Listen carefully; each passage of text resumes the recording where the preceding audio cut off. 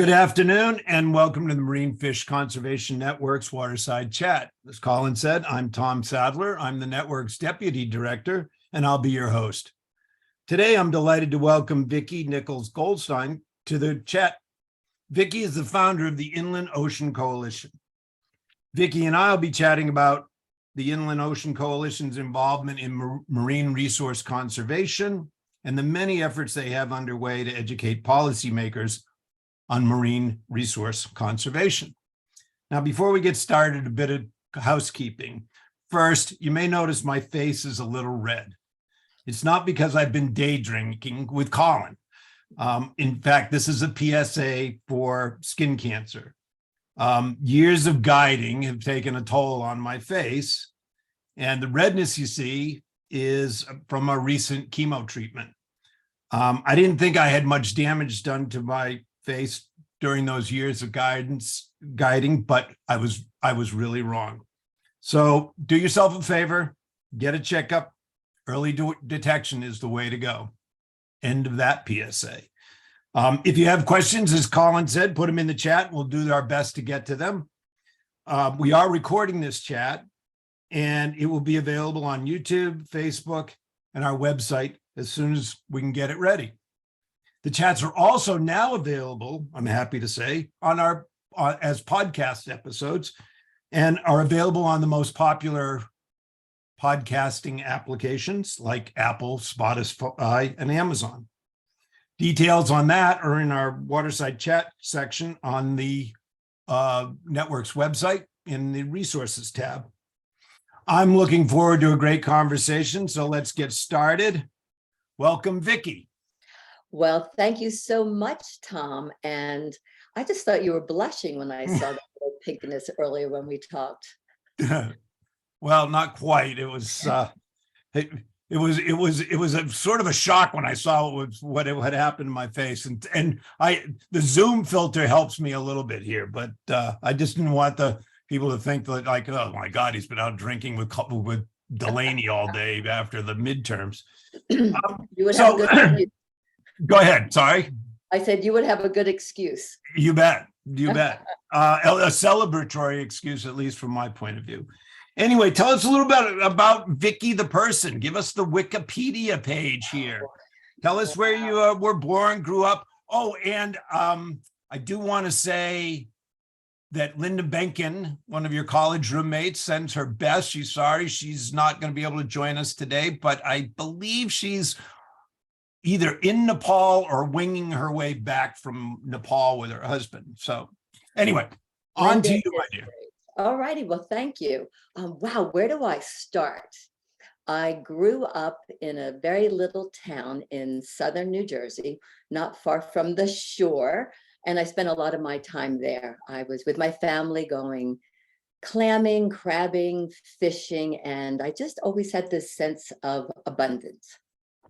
There's always more fish to catch. There's always more clams and crabs. And so I just grew up loving the ocean, and my grandparents lived across the street from us. So I was always helping to clean fish and all the good stuff that happens. And as I got a little older, I decided, like, what do I want to do with my life? And I just felt so attracted to the ocean. So I was fortunate enough to go to college in Maine on a small island, College of the Atlantic. I was the first person in my family to go to college, so it was pretty exciting, and got a degree in human ecology and a minor kind of marine biology, and spent a lot of time on the ocean. And that's where I saw my first right whales. Actually, saw my first right whales mating. Whoa, that was indeed wild. Right in the bay, Frenchman's Bay. I know, it was wild. I have these great pictures of us being out on a canoe and in Frenchman's Bay. But anyhow, I just loved the ocean. And then I was part of the Marine Mammal Steering Network. So I ran around the state cutting up dead animals and measuring all the interesting pieces of them, recording their sizes and length, and trying to determine the cause of death. And then afterwards, I worked in their Natural History Museum, and I started up a field studies program for kids going into grades 4th, 5th, and 6th, just getting them out into the environment and taking them to mud flats and islands and just getting them connected. And I did that for 4 years. And then I thought, wow, now what's a gal to do? So I decided to go back to school because I felt like I wanted to take the science and the natural history components and then really tie that into policy. So I got into the Yale School of Forestry and Environmental Studies. And that's where I met Linda Benkin, which is great. And then spent a lot of time on marine policy and looking at marine protected areas and what is a national marine sanctuary? What's the difference between a no-take zone to take zone? So I did that for a couple of years and traveled to Puerto Rico and to Alaska doing some field research. And then I got a fantastic job with NOAA in DC at their headquarters with the National Marine Sanctuary Program. And I ended up writing the EIS for the Monterey Bay National Marine Sanctuary and doing a lot of work with their contingency plannings because it was right about the time that the Oil Spill Act just kind of kicked into gear. And then I was the liaison with Channel Islands. So did a lot of diving in those areas and had a great time. And then after that, I moved to California, where I became the director of Save Our Shores and worked there for 10 years, doing a lot of work where I started the Sanctuary Steward Certification Program and the Dock Walkers Program, and just did a lot of work with different committees, both national, international, and local on marine protected areas. Worked with fishermen quite a bit on some of the conflicts, vessel traffic issues. In the meantime, I got married to this cute guy I met in grad school. We had children. And then my life just kind of went, oh no, he got a job. He graduated and he finished up his PhD from Berkeley. And we moved to Virginia Tech area, where I raised the kids and worked for a land trust and really got to understand life in the riparian area and what it takes to protect that. And then what land trust did you work for? New River Land Trust. Ah, okay. Yeah, so it's basically working with communities to protect their areas, their land, and really trying to protect these large water bodies, watersheds. Right. And then I thought, okay, well, we're going to move back to the coast. I just know it. I just know it. And then the real bomb came when he said, I just was offered a job in Boulder, Colorado. And I'm like, no, even further from the ocean than inland Virginia. So we got here in 2009 and got everything set up. The kids were happy in school and got organized. And I kept thinking, Trans, I'm an ocean person. Everything I know is ocean conservation, ocean protection, with a little bit of riparian watershed health. Sure. What am I going to do? So in 2010, I started really researching other organizations. And I'm like, of course, there's going to be an organization out there I can just jump in with who has a real sense of land to sea, interaction, the connectivity between the two. And after about a year, there wasn't any, or I didn't discover any. So I consulted with a number of people and said, well, what do you think about this idea of a Colorado Ocean Coalition? People were like, yeah, that's pretty cool. That hasn't been done before. So I launched that, and that was in 2011. And here we are now. 2017, we rebranded to be the Inland Ocean Coalition. And now we have volunteers in 35 states and 26 countries. And we are just having a ball protecting the ocean from the inland. Well, that's a great segue into, well, first of all, I mean, Blacksburg, Virginia Tech's only about 2 hours south of where I am right now. So I will welcome you back to the Valley and anytime, and would love to have you come out and see my part of the world. That's the Inland Blue Ridge Coalition, I love it. Where we do oceans to from the headwaters to the oceans. So, and which is really, Vicki, what got me interested in the Inland Ocean Coalition. And when we were talking before, while we were setting this chat up, I asked you the question, and I'd love to have you articulate it now, is why is there an Inland Ocean Coalition? It doesn't it's not intuitive to me, wasn't intuitive to me. I suspect to our audience it isn't intuitive, is we think about marine issues from the coastal point of view, but the Inland Ocean Coalition has a great point of view, and so tell us a little bit about the why behind the Inland Ocean Coalition. Well, I think there's kind of two whys. One Okay. why was when I was running Save Our Shores in Santa Cruz, I was sitting right on the beach. We had a small interpretive center. I was looking out at the Monterey Bay National Marine Sanctuary, which had been designated when I was working for NOAA. People would come in super excited. I love the ocean. We went on a whale watch. We saw sea lions, sea otters, et cetera, et cetera.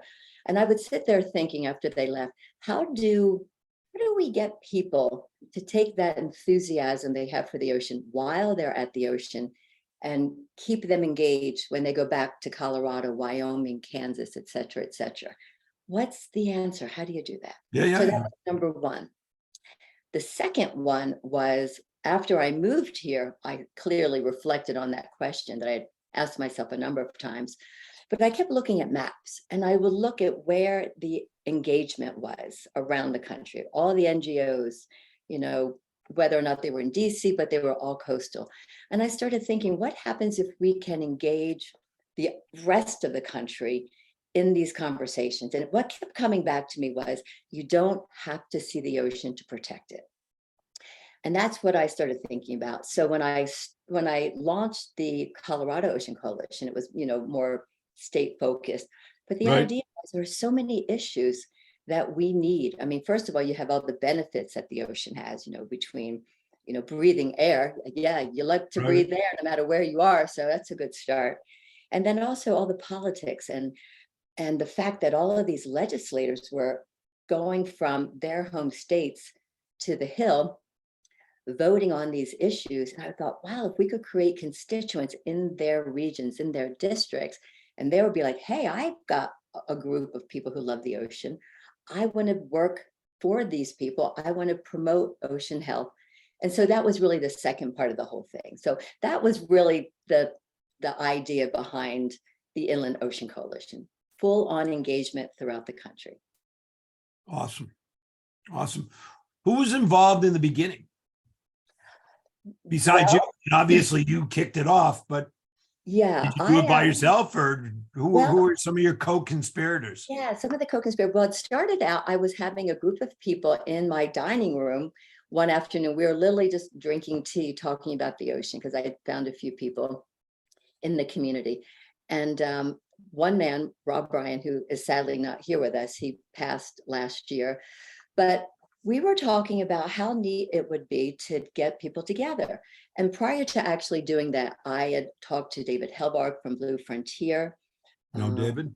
Wallace J. Nichols, I had a long conversation with him. Is this a crazy idea? And then others. And then we decided to call up a local bar, ask them if we could bring in about 10 to 15 people. And they said, of course, it's during the week, fill up our bar. Yeah, sure. And so we all invited our friends, and we probably had about 30 people. And Wow. They said, Vicki, get up on the bar stool and tell us your vision. And I wasn't prepared, but I kind of clambered up on the bar stool and shared my vision. And people were really excited. We had teachers there, underwater photographers, scuba divers, and that kind of launched the idea of Blue Drinks. And so we did that for a number of years to just get together informally and talk about it. And so there's so many. I love Blue Drinks. I love the idea of Blue Drinks. I mean, do you still do that? Well, we were doing it up until COVID. Yeah, okay. And we've been talking about it with the team about reinitiating Blue Drinks, and not just in Boulder, but with all of our volunteers and all of their different states and regions, about getting that back, because it's so fun. Yeah. Well, you don't need to know anything specific. You just, you want to be part of a community that cares about the ocean. And then, of course, we have lots of things that you can do. But yeah, that's kind of how it started. It was very open, inclusive, And then the people who showed up, they would have ideas. They'd be like, well, maybe Right. we can do this. And then one big idea was to have a celebration of our 1-year anniversary. And so a number of us went back to DC with a banner as our Yep. coming out party. And Awesome. Dr. Sylvia Earle was there because it was part of a Hill Awesome. Day.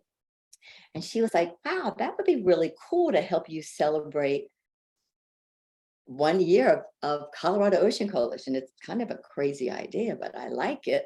Right, And then right. I thought, oh, geez, you can't do it in a bar. I mean, that would be kind of rude to Mhm. get Sylvia to come all the way out to sit in a bar.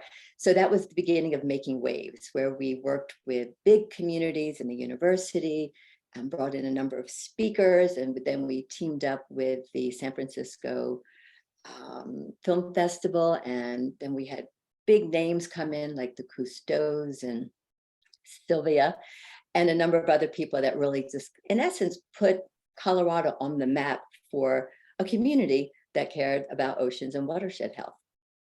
Awesome. Awesome. Well, I mean, obviously, that kind of community engagement is, my opinion, very critical to moving the education agenda forward. And, it's that perhaps I'm a jaded lobbyist of too long, but if I go to Capitol Hill and I represent myself as the deputy director of the Marine Fish Conservation Network, they expect to hear me say certain things.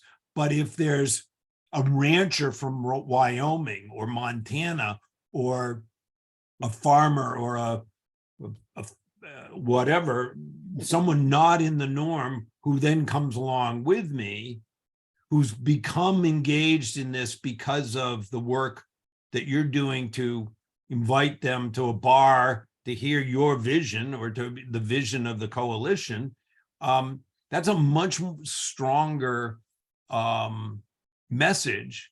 And at least in my opinion and experience, has been a much more effective way to do it.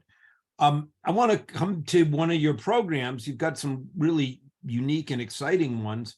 The Inland Ocean Ambassadors in your Inland Ocean Network. I mean, this is my, ham-handed segue into that conversation, but you just finished a training cycle with them. And it's not something that you can like, oh, send us $25 and you become an Inland Ocean Ambassador. It takes some work and commitment to do it. Can you tell us a little bit about that program? Yeah, for sure. So we started the Inland Ocean Ambassador training many years ago, and we were doing it in person. So we had lots of volunteers within the Front Range, also in Wyoming. Uh-huh. And it was wonderful. And they went through the training and they learned about all the issues that we feel are really important. Climate change and how that impacts the ocean, ocean acidification. I could go on and on. Right. What happened and then that kind of vamped a little bit into an ocean ranger training, which was a little bit quicker. And then we did a junior ranger training where we were working with elementary and middle school kids. How cool. COVID hit. So we were hitting all of the Yeah. different opportunities. COVID came along and we were like, oh no, there goes all of our trainings. So we decided to take it online. So the team at the Inland Ocean Coalition, which is a fantastic team, we all got together and said, okay, how can we do this online? And so we spent months and months and months of putting together a curriculum where we would bring people in and then we would have breakout sessions. So our volunteers wouldn't just be talked to, but they would have a chance to learn about the issues, learn from our collaborators, because we do a lot of collaboration with other coalitions and groups. And then they would learn some skills, like how do you write a letter to an editor? How do you do an op-ed piece? How do you meet with your legislative leader? What does that take? How do you table at an event? How do you talk about issues? How do you talk about issues when you have people who have very different political views? Like, how do you find some common ground? So that really is what the training is all about. So it's 5 weeks, 2 hours. Wow, 5 weeks. 2 hours a night, once a week is not too bad. But then we provide lots of resources for all of the ambassadors to read. It's very interactive, and we really try to have some fun because I Sure. think, when you're dealing with oceans and a lot of the difficult topics that we all hear about, you really need to infuse some fun and some love and some camaraderie. So we try to Right. do that with our ocean ambassadors training. And then they graduate and they have the opportunity to join the Inland Ocean Ambassadors Network, or ION. And that is an opportunity to keep them moving forward with their commitment. So we provide opportunities for them to do projects. Like, for example, we work with Jack Johnson when he comes to town or comes to different states, the musician. So there's opportunities to go to his concerts and table. There's opportunities to, start your own initiative in your community. We have a great volunteer and chapter lead up in Buffalo, New York, for example. Really? And she does these great, like, they hone in all their dive gear and they go out into one of the Great Lakes and they do these great cleanups. Our Wyoming volunteer was working with the ranchers to try to work on reducing plastic bags because the ranchers were getting upset because their cows were eating the bags. Right. So, trying to find ways to support the volunteers who are excited to take this knowledge back. And I mean, and these ambassadors really are like ocean champions, thought leaders, and they're really drivers of purpose-driven change in their community. So we want to really give them the tools and the support so they can flourish and really do their things. And then that ties back into getting all those little dots around the middle of the country of people working on these important issues. It's outstanding. Obviously it's the opportunity to train people and then have them carry your message. Do you have a fairly large network of folks early? Yeah, I would say, I mean, just in the last couple of years through our training, we have over 200. And then if Wow. you include all of the people who have been working with us over the last 12 years, it's well over 1,000, because these are also collaborators. And, we're part of a lot of different collaborations, whether it's Healthy Ocean Coalition, National Ocean Protection Coalition, Marine Mammal Coalition. Sure. We work with a lot of people.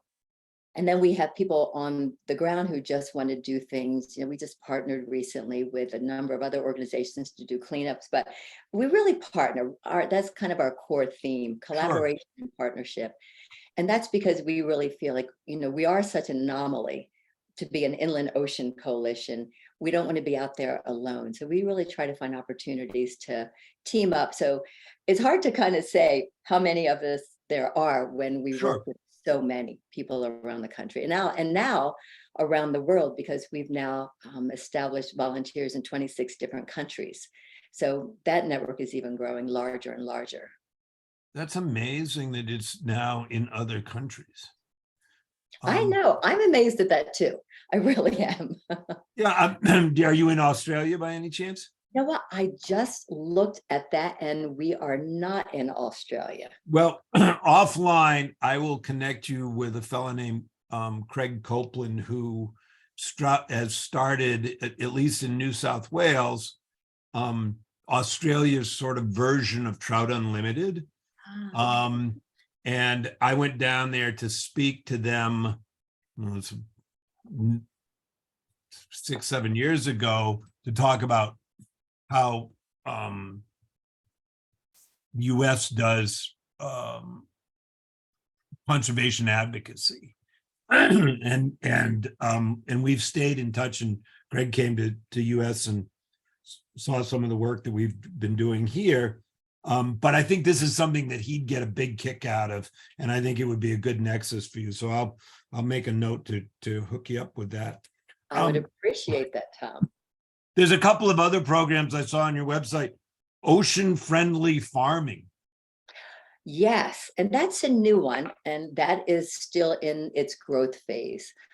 But we collaborate a lot with the dive community, the underwater photography community in Colorado, and in the in the country. Right. And we're getting to know farmers, and farmers are working more in their regenerative framework.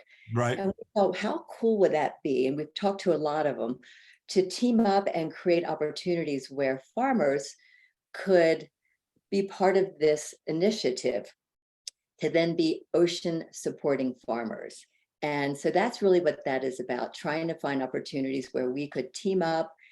We both have the same kind of ethic around watershed health, ocean health. I mean, everybody wants to keep the soil where it belongs.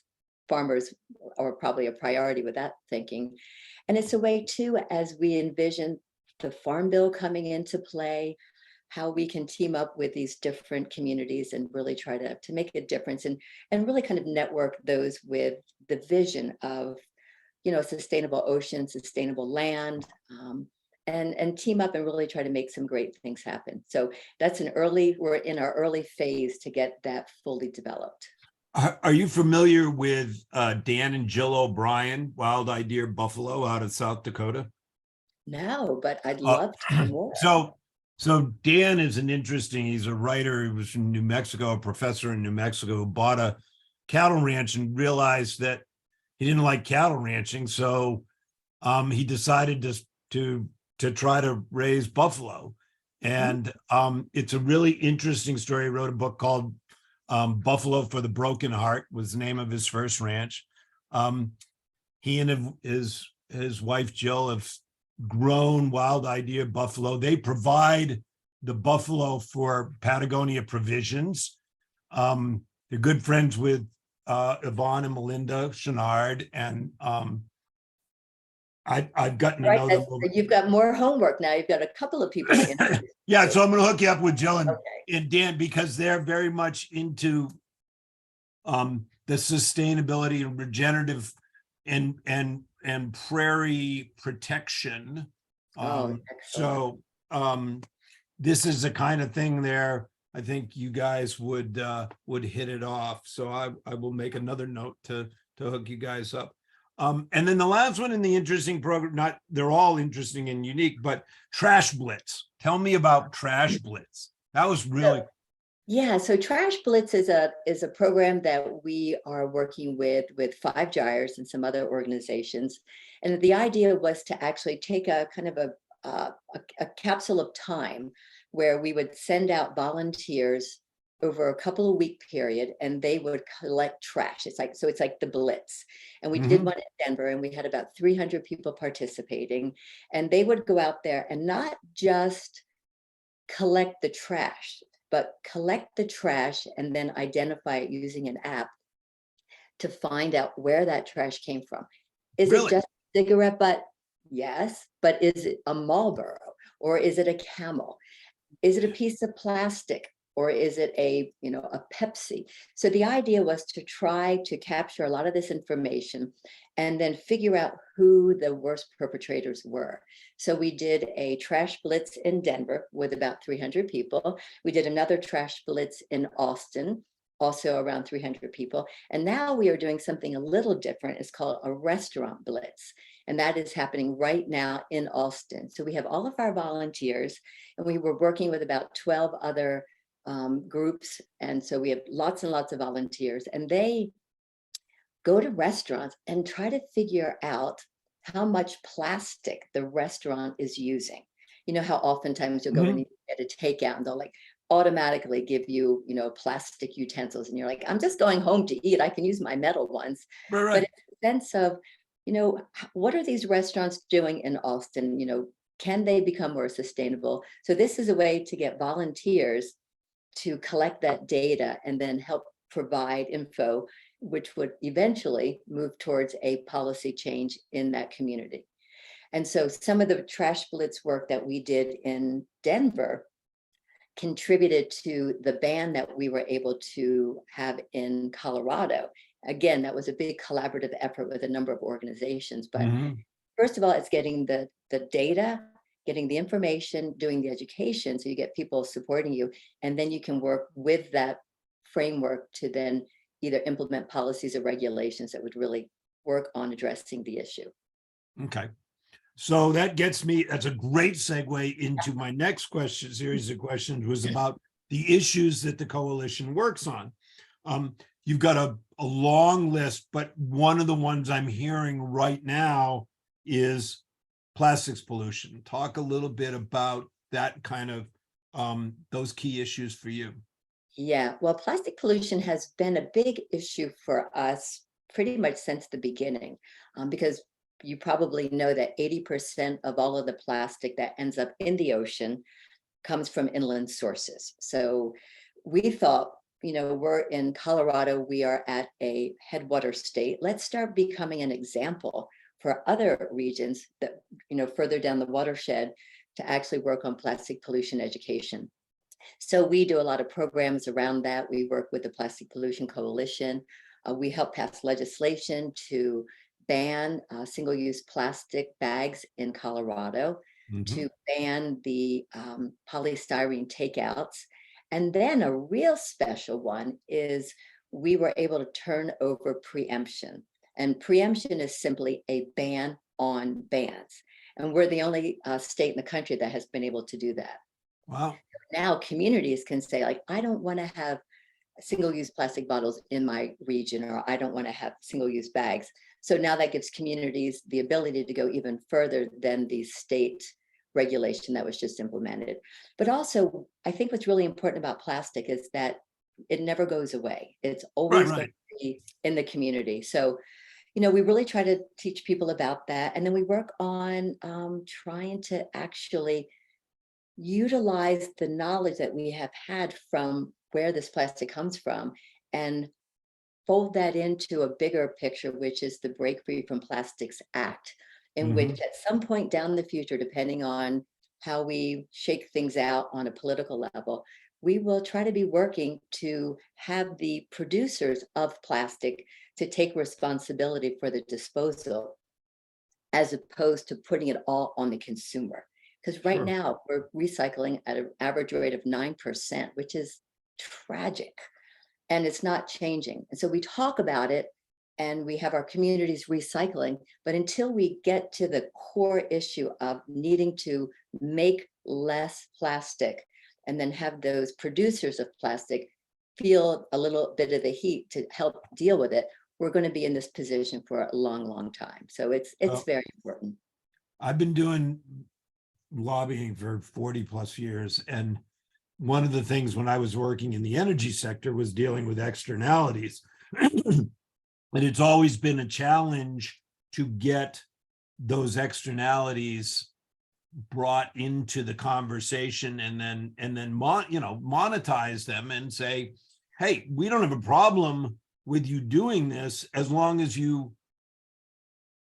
actually charge for the true cost to the consumer and to the non-consumer is priced into the product. And one of the interesting things that you may have been watching is that we're seeing fabric coming from at least from our category, from fishing nets, right? So you've got a company in Colorado, Fish Pond, that's been taking recycled nets and making that into a fabric to use in their products. And then Patagonia has been doing it in their weight. There's a lot of it in the fly fishing segment of their business. And it's not exactly the same thing as pricing the externalities in, but it is building a supply for that plastic, for that recycle, because that's always been the conversation that at least I heard back in the day was, well, we'd be happy to recycle if there was a market for it. And so now having that market and having uses for those byproducts is we're beginning to see it happen. And so and there's a lot of innovation if you're by collecting the plastic, putting that back into the cycle. I mean, they're making skateboards and sunglasses out of them. And so it's just a matter of creating Burrio, a matter of kind of creating the industry. But the other thing is that I think is really important to bring up is that plastic is a fossil fuel. Right. And so we're fracking for it. And the industry is actually expanding versus shrinking. So the industry is seeing plastics as, in essence, a replacement for a lot of the fossil fuels that we're using. And they are gearing up for a higher and higher production. And then getting those, what they call like the virgin resources, out of the fracking materials, turning them into the nurdles, and then shipping them all over the country. So until we can tip that balance to actually reduce the production of those virgin nurdles, have Right. the industry take more responsibility, and then come up with better recycling and resources so they can recycle the plastic that's already in the environment. Where, like I said, we're going to be kind of stuck in this plastic. Yeah, hell. I mean, it's a tremendous challenge, and obviously one that is very difficult to address politically. There's, plastics is we go all the way back to The Graduate, right? Right. Absolutely. That's iconic statement. yeah, I mean, it's probably people are listening like, what is The Graduate? What is that? You can Google it, guys. Google The Graduate and plastics, and you can see the video of the screen of the guy talking to Dustin The Hoffman. future. It's the future. It's the future. And so I've totally dated myself with the Graduate reference, but there we go. You've got a whole bunch of interesting key issues here. Tell me a little bit about sustainable seafood. That's one that that restaurant nexus has been something that we've talked to a couple of chefs and seafood producers. So I'm real curious about that. And then I'm being cognizant of the time, so I'm not gonna. We'll hit that one, and then we'll go on and get you back to your real work. So listening to me. Well, sustainable seafood is a really interesting topic, and it has been changing dramatically over the years with the production of aquaculture facilities, especially for bivalves, which are the most sustainable oysters, clams, mussels, low on the food chain. So basically what we've been doing over the years is really educating our volunteers, and when we give presentations, that it's important to know where your seafood comes from. And it's important to understand the different types of fishing techniques. And it's also important to understand the policy framework, which I don't know if we're going to get into the Magnuson Act, but the fact that we do have a gold standard fishing policy that we've been using. It can be improved for sure. But the idea is understanding bycatch. And so there are certain types of fishing techniques that are more harmful to the ocean, where it disturbs the bottom of the ocean or the benthic ocean, and scooping up big groups of fish in nets. Also, you end up with a lot of bycatch or animals that you don't want to have, and they get thrown over dead and dying. So it's a matter of just talking with communities to get them thinking about, where does my food come from? Is this a sustainable item that I'm eating or buying? And then promoting the different types of resources they can use, like the Seafood Watch cards from the Monterey Bay Aquarium. But also having them feel a sense of, what I decide to buy and to eat, even though I'm 1,000+ miles from the ocean, can impact the ocean. So just having that awareness is really important for them to know. And so that's what we are really working. It's mostly around education and trying to stay up to speed with what's happening with the seafood industry, and promoting the sustainable seafoods that are available versus those that are not. And again, to me, low on the food chain is a little better than going after your big bluefin tuna, which we have very few of left in the ocean.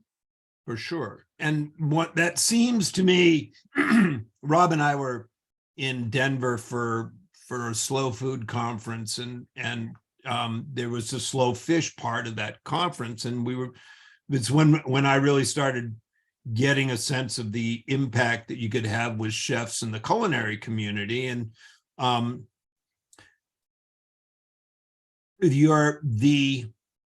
the nexus here from the coastline to the inland there's a really direct line through the culinary community, through chefs, high end and value price, but talking to folks in Lodo about the restaurants down there, and I think Gene Tang's restaurant's closed, but the Jack's there down on 16th, and it was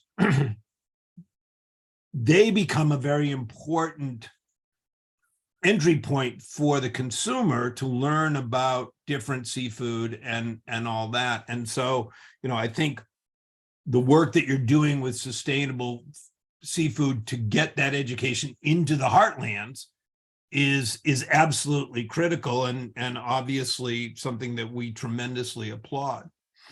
Right, thank you. My kids don't always like it though. They're like, no, Mom, don't ask where they got their fish. Yeah. But I mean, sometimes by just asking a question to even the wait staff, they start thinking about it. And then they're like, well, let me check with the chef. The chef is notified that his clientele or her clientele is interested in where their fish comes from and if it's sustainable. And then I think that is part of the education. So even though my kids are like, Mom, not again. Mom, don't be the mom. It really has been making a difference because people are now talking about it.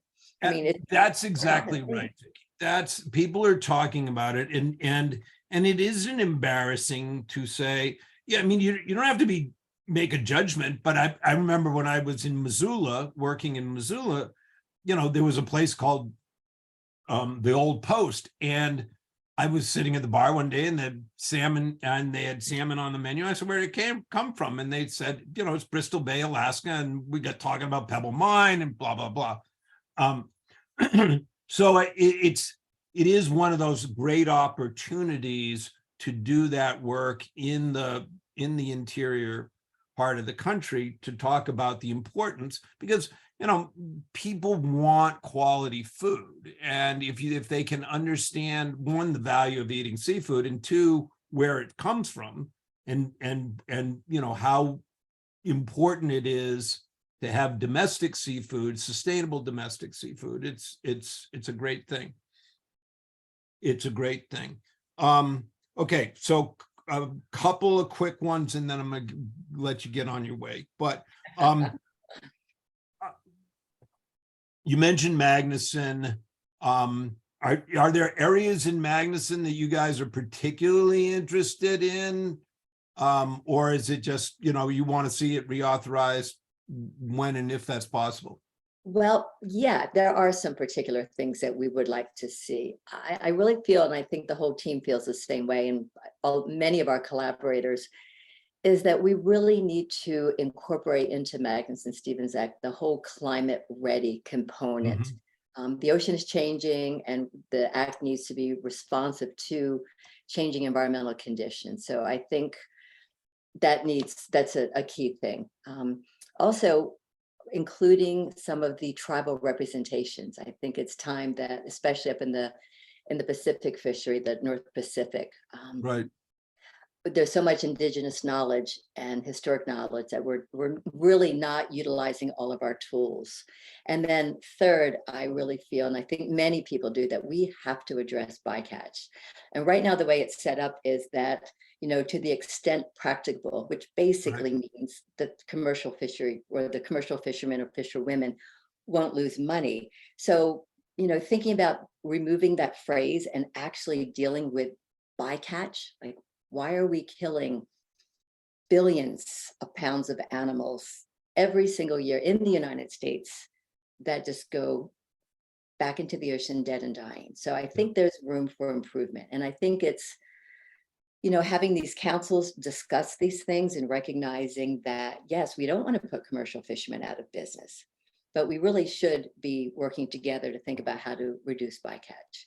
So that's my Magnuson three. No, and it's interesting. I did not look before, but the last time I looked, when we were talking about Indigenous representation and bycatch, the one person who's up for re-election there, where that will be has been and continues to be a focal point of hers is Mary Peltola from Alaska, and ranked choice. She may get past the point where it has to be ranked choice. She was up pretty. She was doing pretty well there, but as I say, I haven't checked. So, she's good. yeah, no, she's terrific on these kind of, especially on those kind of issues. Okay, so from the sublime to now, I mean, from the ridiculous of Magnuson reauthorization to how do people learn more about? Well, let me step back. Tell me quickly, or as quickly as you want, what's on the horizon. You're looking over the horizon. As my ocean analogy reference, what's on the horizon for the coalition? Well, we will continue to work in our coalition work, because I think that's so important that we are working with people around the country. We get on the same page, and then we amplify a large voice. So we're going to continue to work on, the 30 by 30, protecting 30% of land and water by 2030. And a lot of those acts that are coming out of the White House around any kind of marine and ocean protection. We will definitely continue to work with our legislators, really staying in touch with them, getting our volunteers comfortable so they are reaching out to them, conveying things that are important to us, bycatch when certain acts and different pieces of legislation come up, protection of all resources. So that's kind of in one area, coalition legislation engagement. And then the other area is really working with our trained ocean ambassadors and getting them skilled, getting them comfortable, and then supporting them so they can, again, be leaders in their community. So we're slowing down on the number of trainings we're doing next year, because we really want to make sure that those that have invested in the training and in the organization are able to really shine, and we want to help them shine and do their very best. Oh, that's awesome. That's awesome. All right. How do people learn more about the Inland Ocean Coalition? Well, we have a website, so that's a great start. And then on that website are some of the issues, and we are moving forward. Like, there's going to be other issues that we're dealing with, like deep sea mining and et cetera, et cetera. But you can pretty much find all of that information on the website. We also have a newsletter that goes out twice a month, so you can sign up to be part of that newsletter, Inland Ocean Community, and that's updates on various things. And then we have the sign up for the Ocean Ambassador Training Program. Awesome. And then we have a wait list, and you can get onto the wait list. And then when we open it up for next year, we will, take the applicants and take a look, and hopefully we'll be able to accommodate everybody who wants to be part of it. Outstanding. And it's the Inland Ocean Coalition.org. Inland Ocean. So we're Inland Ocean Singular Coalition. Singular. Correct. Inland Ocean Coalition. Coalition. And then, of course, if anybody wants to support us by providing a donation, we're always open for that. Of course. It's always important to tip your bartenders, right? There you go. Bartenders, right? Absolutely. Well, my dad was a bartender, so yeah. Yeah, so was I. And so was I. Yeah, bartenders it's a skill you never lose, and it's always marketable at some point in life. So thank you for joining us. Really appreciate it. Oh, thank you. I hope we'll get you back for another Waterside chat at some point. I'm going to take us out with that. Just some reminders that we will the chat's available on YouTube, on Facebook, and as a podcast. We've already scheduled our next Waterside chat for December 8th with Dan Kent and Brian Meggie of Salmon Safe. Salmon Safe is a leading movement to implement farming practices and developments that protect water quality, maintain watershed health, and restore habitat. You can learn more about Salmon Safe at salmonsafe.org. Vicki, it's been a great chat. I look forward to more of it. I'm sure we'll be talking offline, and thank you again. Well, I appreciate the invitation. Thank you, Tom, and don't lose that glow. Yeah, hopefully. I had to promise that I would now actually use sunscreen and a buff on my face Make next sure time it's I get up. oxybenzone free. Yep, yep, Okay. yep. I've Give learned me an that. email if you want some recommendations. Awesome, awesome. Okay, thank you and have a great Thank day. you, Vicki. Colin, we're good.